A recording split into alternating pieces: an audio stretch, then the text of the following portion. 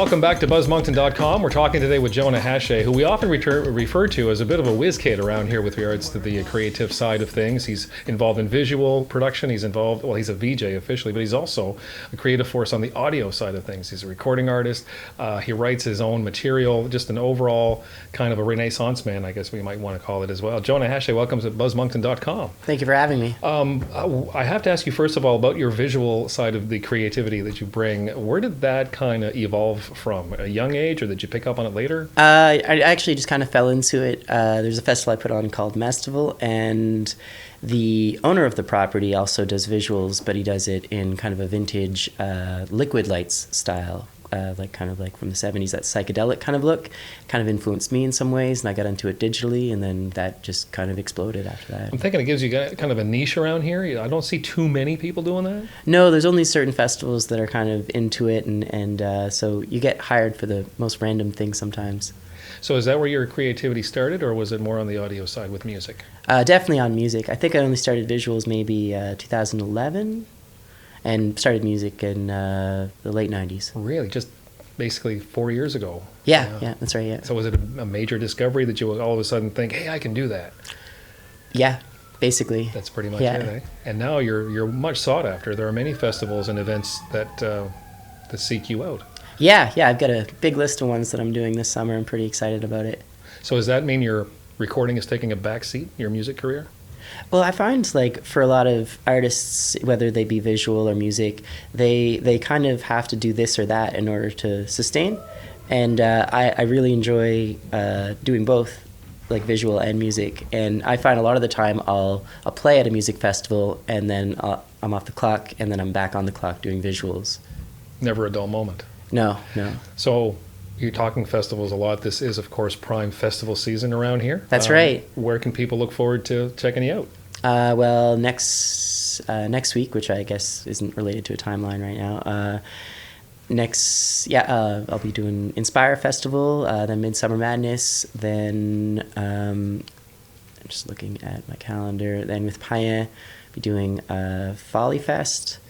After that, got a week off, and I'm gonna do something like Canoe or something, and then after that it should be Evolve, and then we're doing a little outdoor fest in downtown St. John on the waterfront, and then Future Forest, and then Mestival, and then Acadie Rock, and I think that completes it. That's like mid-August. That's mid-August. Yeah, after that it's touring like across Canada. So, right on. Yeah. Speaking of touring, you had an experience in Europe recently with an artist originally from Montreal, and I need to ask you how that connection came to be and how you enjoyed, working in Europe. Is it any different than working here? Yes, yeah, it's great. It's really amazing, and you sell a lot of records in Europe. I find people are a bit more receptive to it. I met Zanya from Montreal at this festival called One Man Band Festival, and we just kind of immediately connected. And so she said, we brought her to Mestival last year, and she played, and we became friends immediately. And she just said, like, hey, if you're ever in Europe, I'm going to be there in the new year. Coincidentally, I was going to Europe because Payen was playing, and I was like, oh yeah, I'm down there at like the exact same time as you. Let's book a tour. And then we did. So we hooked up with our friend Alexa in Berlin, and we all kind of came together and hit Belgium and the Netherlands, and with Payen we hit Switzerland and Germany. So I'm getting to the creative process with you. It doesn't necessarily take a long time.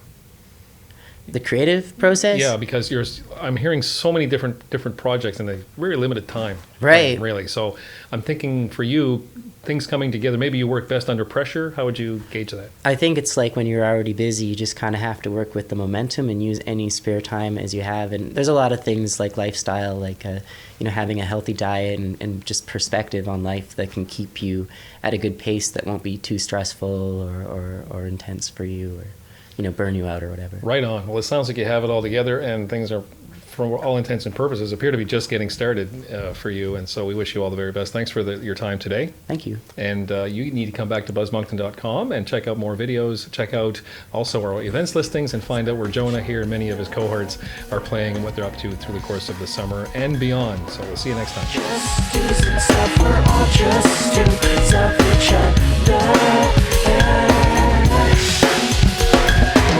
What see monkey do lack of each other becomes a part of us, and we fuse. What is our most important intentions? Spews and drews and grows in the social groove. Blurring and slurring into reoccurring, laughing and filling gaps. We tune in and channel into each other's isms. Magic happens as we break down the meaning of ego. Compromise